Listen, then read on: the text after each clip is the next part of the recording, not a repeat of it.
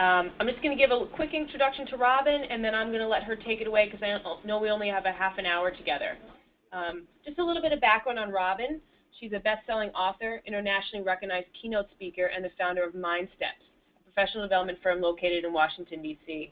Through her consulting, writing, speaking, and training, Dr. Jackson inspires educators to become master teachers, implement more rigorous instruction, support struggling students, provide instructive leadership, and ultimately make the difference they've always wanted to make in their lives of their students. Dr. Jackson is the best-selling author of 10 books, including Never Work Harder Than Your Students and the award-winning Never Underestimate Your Teachers. You can reach Dr. Jackson on Twitter at Robyn_Mindsteps and through her website, www.mindstepsinc.com. So without further ado, Robyn, take it away. Good afternoon, everybody. I am so excited to be here to talk to you about productive versus destructive struggle.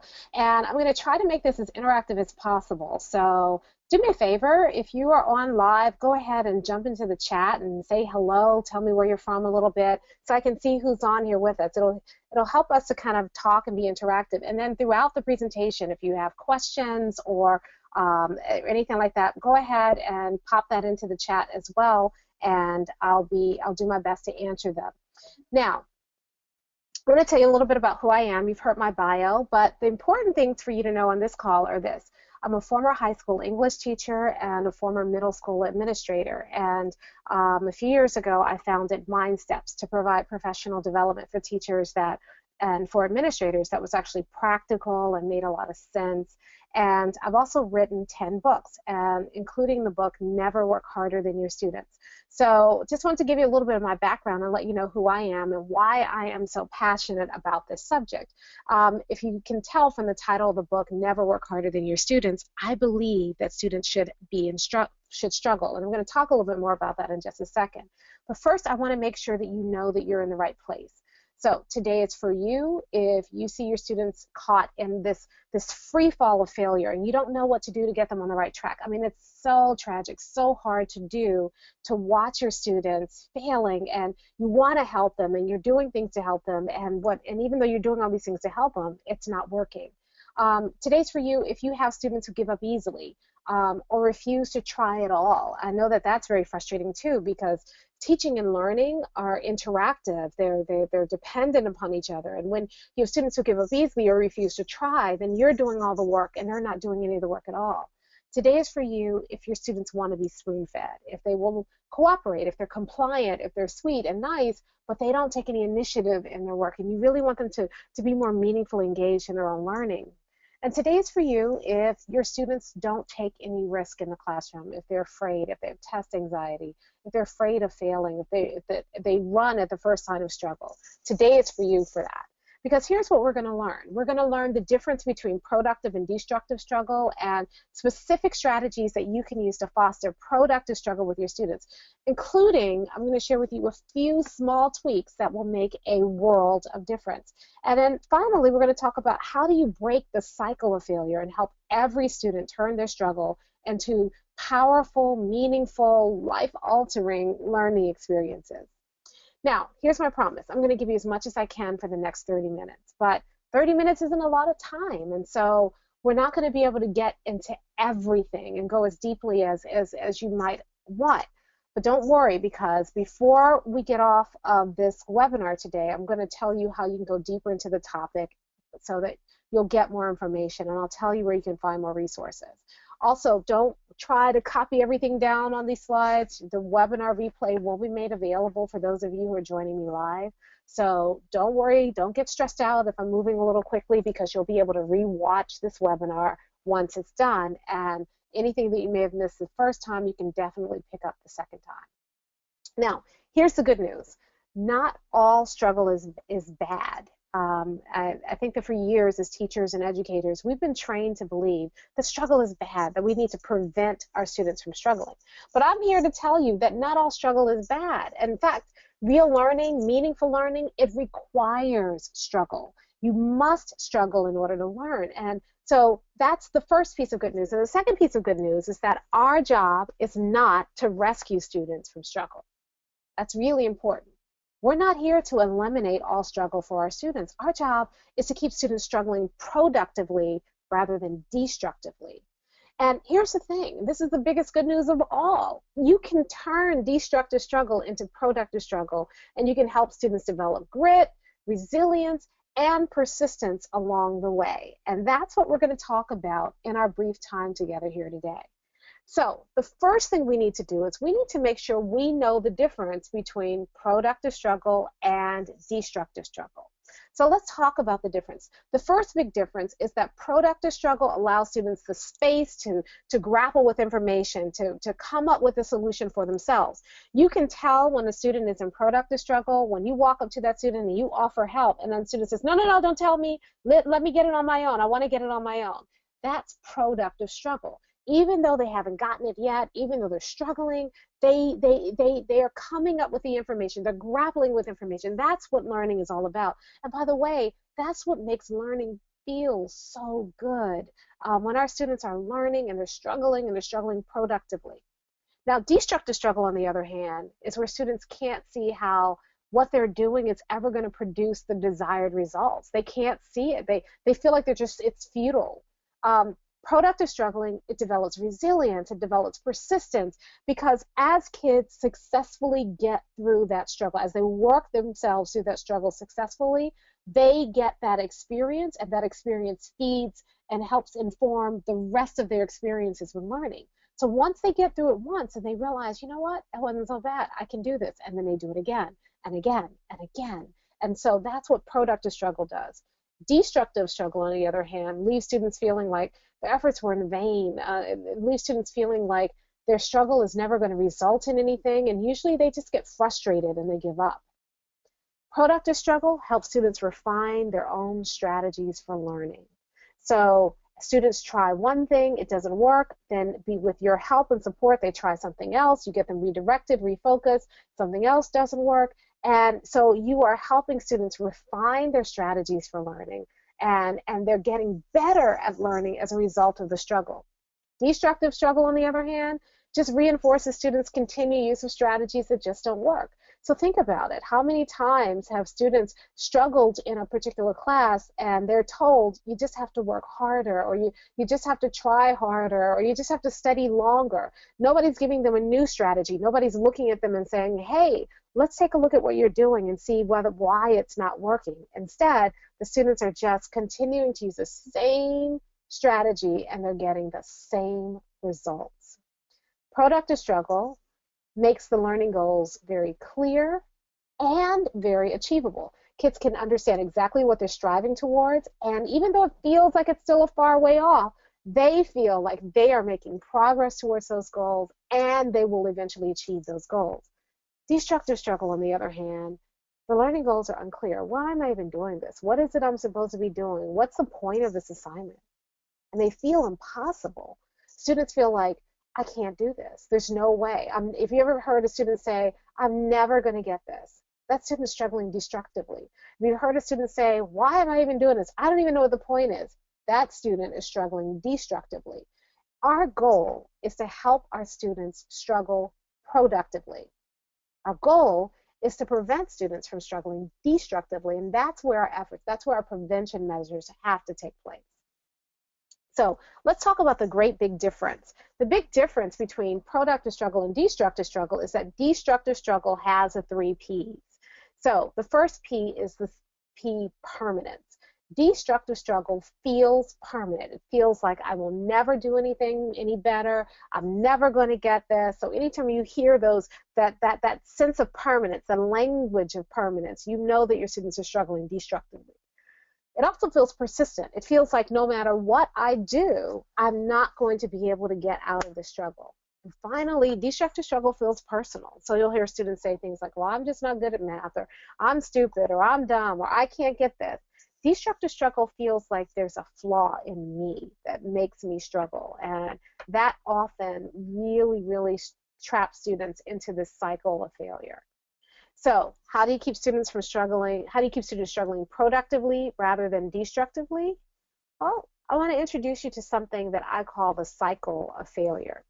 Now, the cycle of failure is not, it's actually, I found it because I was reading a book outside of education, which I encourage everyone to do because you find all these gems there.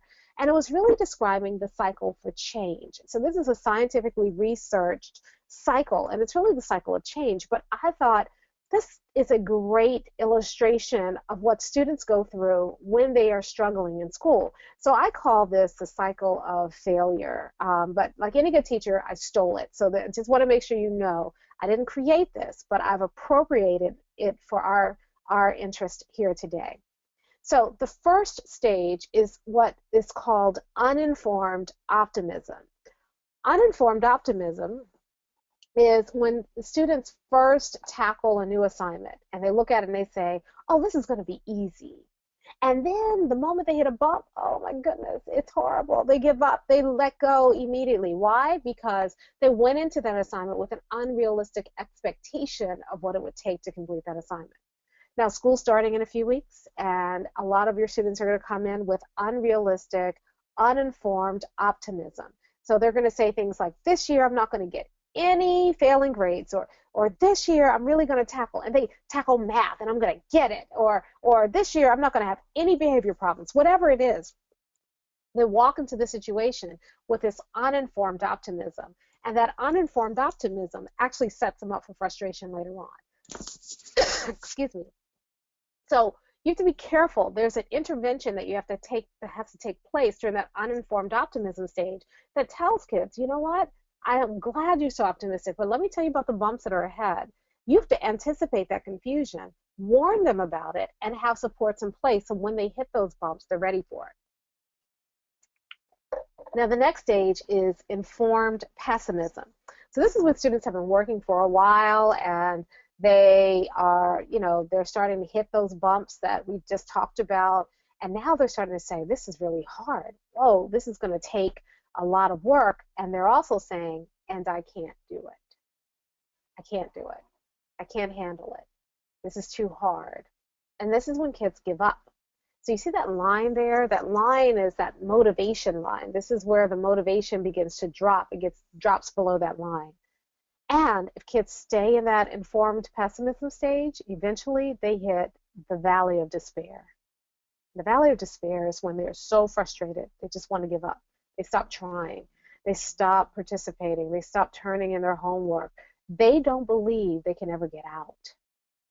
And we have to intervene with students who are in that valley of despair and help them understand that they can get out and give them the strategies to get them out so that they can get to the next stage, which is informed optimism, which says, I know what it takes to get this done. I know what it takes to be successful in this assignment, and I can do it. Kids are ready for it. They're ready for the challenge that's ahead of them. And if they can stay in informed optimism, they eventually reach success. Now, the challenge comes when we don't help manage student struggle at each of these stages. When we don't understand the cycle of failure and when we're not proactively intervening at each of these stages, giving students exactly what they need in order to get out of this stage and move towards success, then we have a lot of students who get stuck in the valley of despair and stay stuck in the valley of despair. So the key here to help students struggle productively rather than destructively is something that I call proactive intervention. Proactive intervention gives students the supports they need in the midst of their struggle to keep their struggle productive. So let me show you a little bit about what proactive intervention looks like. I call it the student success plan. And so I'm going to walk you through each of these, this acronym. The first acronym is that you have to start out by setting students up for success. How do you do that?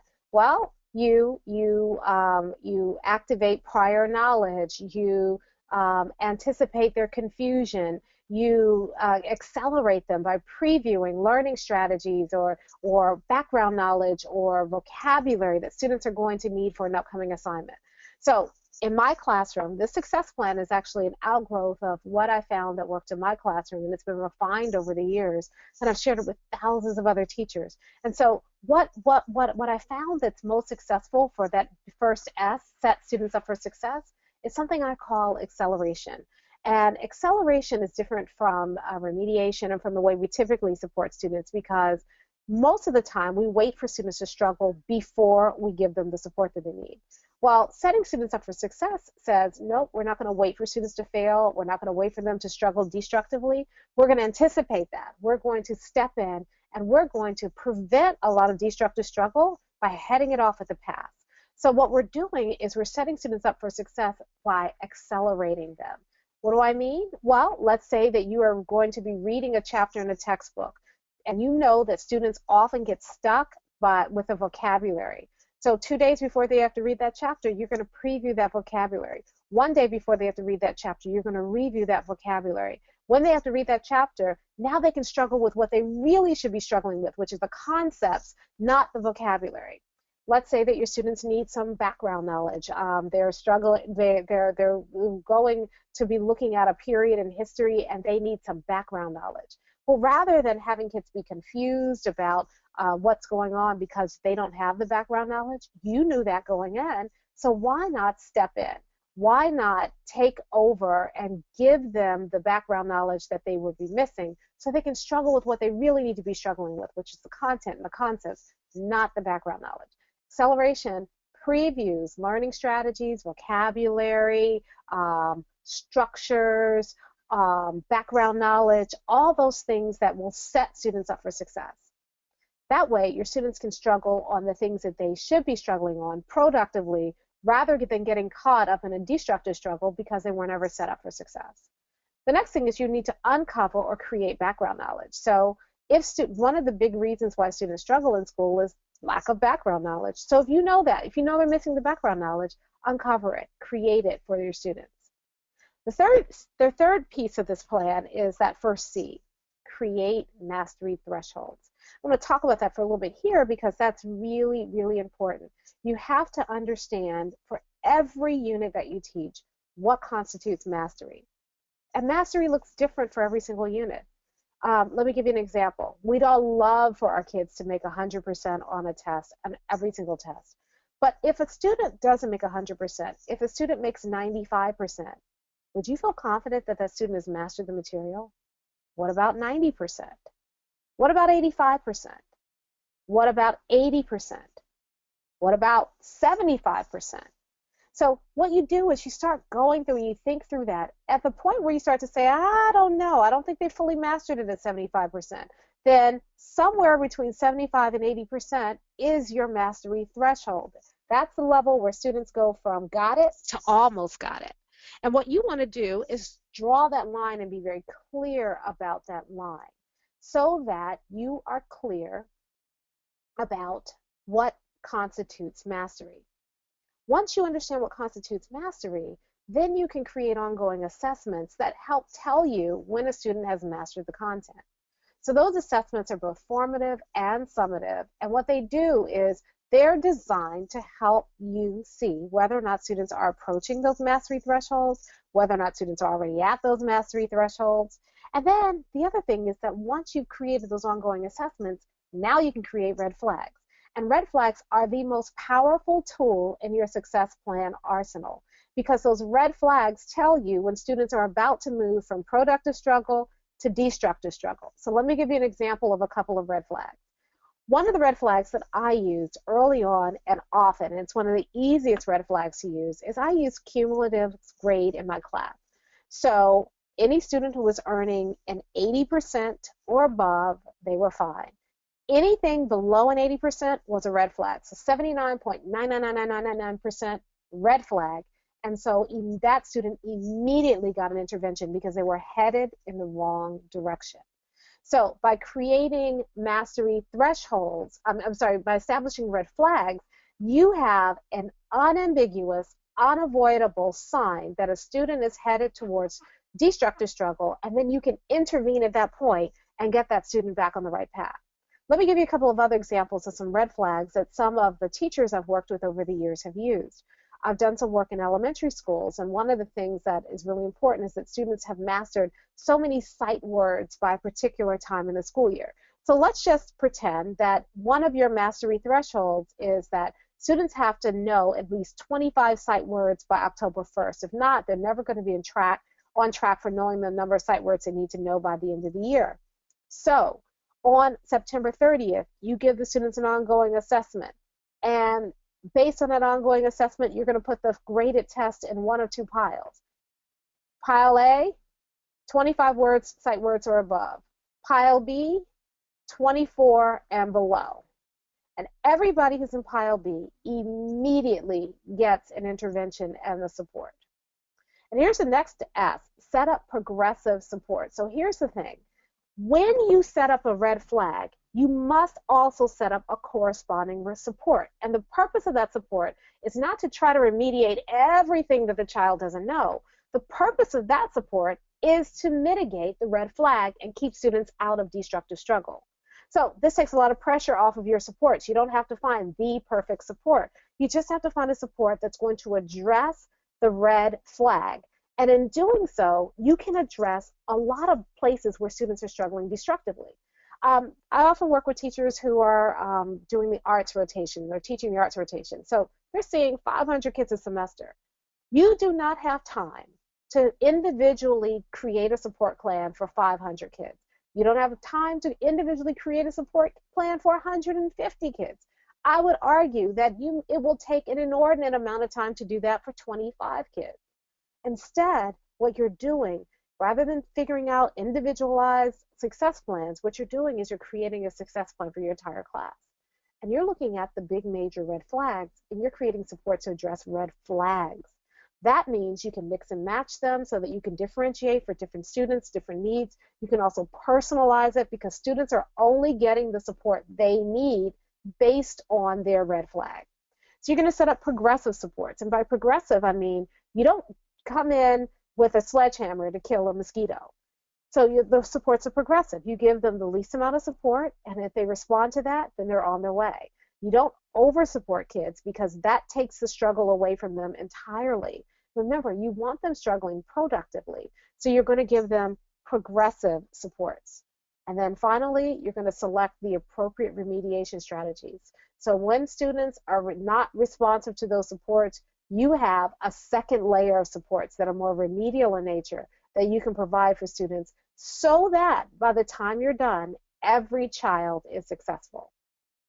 Now, I want to address, as a part of that success plan, you need to have an assessment portion. And that assessment portion involves reteaching and reassessing. So I want to talk about this briefly. This is very controversial. Every time I share it, people get a little upset with me. But I am so convicted that I will withstand your initial ire because I have seen this work. I've seen this do more for turning around destructive struggle than just about anything else. It is critical to your plan, so hear me out. The first step is learning. Kids learn in the classroom, they go through the process, but then there's a formative assessment. Maybe it's a homework assignment or an in-class assignment, a quiz or a small test. Maybe it's a project, but there's some sort of formative assessment involved. Now, a student who doesn't do well in that formative assessment, they must engage in corrective action. Now, this is key because a lot of people worry, if I just give students a retake, they're just going to roll the dice. Well, this isn't Vegas, so I'm not for that either. Instead, what you want to do is, if any student is allowed to take the reassessment, but in order to take the reassessment, you're required to go through corrective action. And corrective action is designed to address the problem that was evidenced in your assessment that made you not do well in the first place. The teacher decides the corrective action, the time, and the terms of the corrective action. If you want, you can give students input, but you don't have to. Students go through corrective action, and only then can they become reassessed. And you do this throughout the process as you're working your way up to the summative assessment. Now, the summative assessment, it's up to you. You can make it optional for reteaching and reassessing, but you don't have to, because if you've done your job in the other parts of the cycle, then you won't need to redo the summative assessment because all your students are going to be ready for that summative assessment.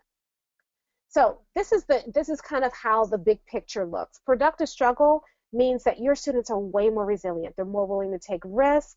They stop being afraid to take risk in your classrooms. They stop being afraid to struggle because you're setting struggle up in a way that's productive rather than destructive.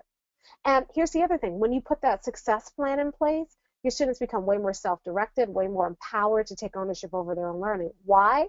because I published the success plan. So in the back of my book, the success plan is kind of outlined in my book, How to Support Struggling Students. In the back, I share 3 examples of how you can share this plan with your students. One is an elementary example, a middle school example, and a high school example. Here's the thing, at the beginning of the year, you share this with your students. You also share it with your parents. Then throughout the year, as students are triggering red flags, they begin to start to be more metacognitive about their own learning. So I'll have students who come up to me in the year and they'll say, hey, I think I just triggered a red flag. I need this kind of support. So they become advocates for themselves. It also empowers parents to become advocates for their students, because as you're sharing these red flags and you're saying, this is what productive struggle looks like, this is what destructive struggle looks like. If they're doing this stuff in the productive struggle column, leave them alone. That's what I want them to have happen. They're learning.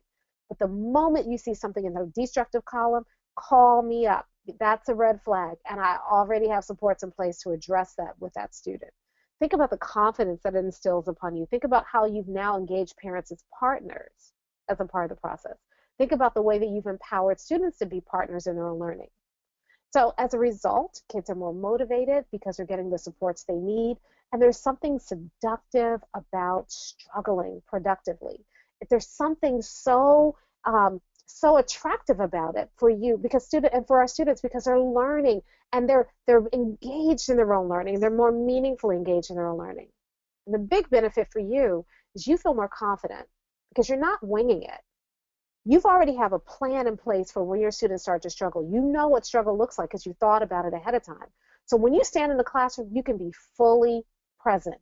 And when the student starts to struggle, you're not panicking because you have something in place that can keep that struggle productive. And so you see that, you see the red flag triggered, you start to go in, you intervene early, so you are more confident. You're more competent in the classroom. You're more effective in the classroom. You're not stressing out and trying to create individual plans for individual students. You've got a plan that takes care of all of your students. So let's summarize what we talked about for today.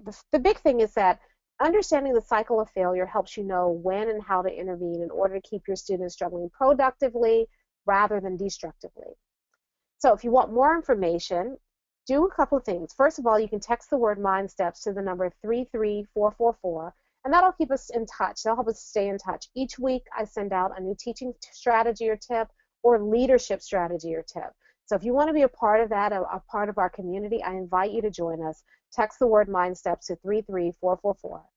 And then you can also reach out to me on Twitter. So I'm monitoring that account all the time. So you can reach me at Robyn_Mindsteps for Twitter. And you can also visit our website, mindstepsinc.com. And if you go there right now and click on mindstepsinc.com/support, you'll see some free resources right there on how to create your own success plan, free resources you can download that'll help you map out your red flags, your interventions, and so you can go there right now to do that. The other thing is that if you're worried about the motivation piece, we're doing a fall intensive right here in Washington, D.C. called Motivate Your Students, Motivate Yourself. And it's really about how you can get your kids motivated, how you can work on your own motivation and stay motivated during these difficult times with specific strategies. You will leave after 2 days with a customized, individualized plan. Why? Because we're limiting our registration to only 100 participants. So you are going to get a small group setting. You're going to get intense support from me. We're going to work together to help you figure out a plan to motivate your students. So that's it for what we're doing today in terms of our webinar. We're coming right up on the half-hour point.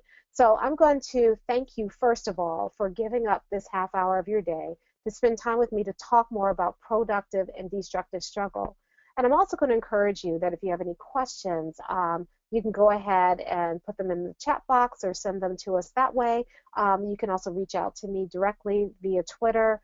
And now I'm going to turn the webinar back over to the webinar organizers for any kind of last-minute instructions and also information about where you can access the replay. Thanks so much, Robyn. So everybody keep your eye out for an email that'll have both the recording of the webinar as well as your station certificate. That should be coming tomorrow, Monday at the absolute latest.